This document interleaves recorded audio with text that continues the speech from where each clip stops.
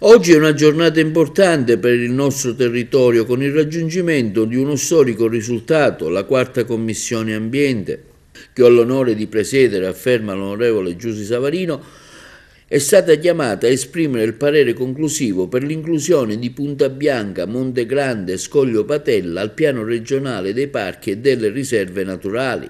Hanno partecipato tra gli altri il sindaco di Agrigento Miccichè, quello di Palma di Montechiaro Castellino, Lombardo di Mare Amico, Mariella Gattuso di Mare Vivo e Genuardi di Lega Ambiente. La nostra splendida Falesia di Marna Bianca sarà finalmente una riserva. Sono estremamente soddisfatta, afferma la Savarino, nel constatare i frutti di un serio lavoro di sintesi e di squadra che ho portato avanti nel corso di questa legislatura di concerto con il governo Musumeci e l'assessore all'ambiente Cordaro.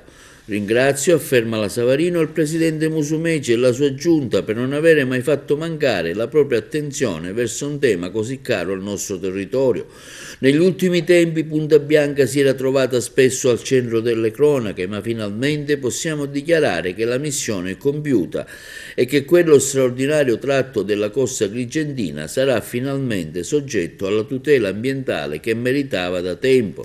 Ancora una volta, conclude la Savarino, il buon governo dei fatti e delle promesse concrete e mantenute ha mostrato che l'impegno, la dedizione e la caparbietà producono concreti effetti positivi mirati al miglioramento della qualità della vita dei siciliani e alla salvaguardia delle bellezze paesaggistiche del nostro territorio. Abbiamo appena concluso un iter lungo 26 anni.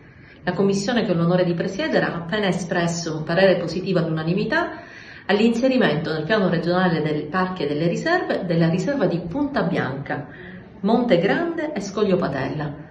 Sono veramente orgogliosa, ringrazio il governo Musumeci e l'assessore Cordaro per la sensibilità che hanno sempre dimostrato sul tema, ringrazio i colleghi per averla votata all'unanimità, ringrazio le associazioni ambientaliste che sono sempre state da stimolo in questi 26 anni e che oggi insieme a noi festeggiano un traguardo importante. Punta Bianca sarà riserva.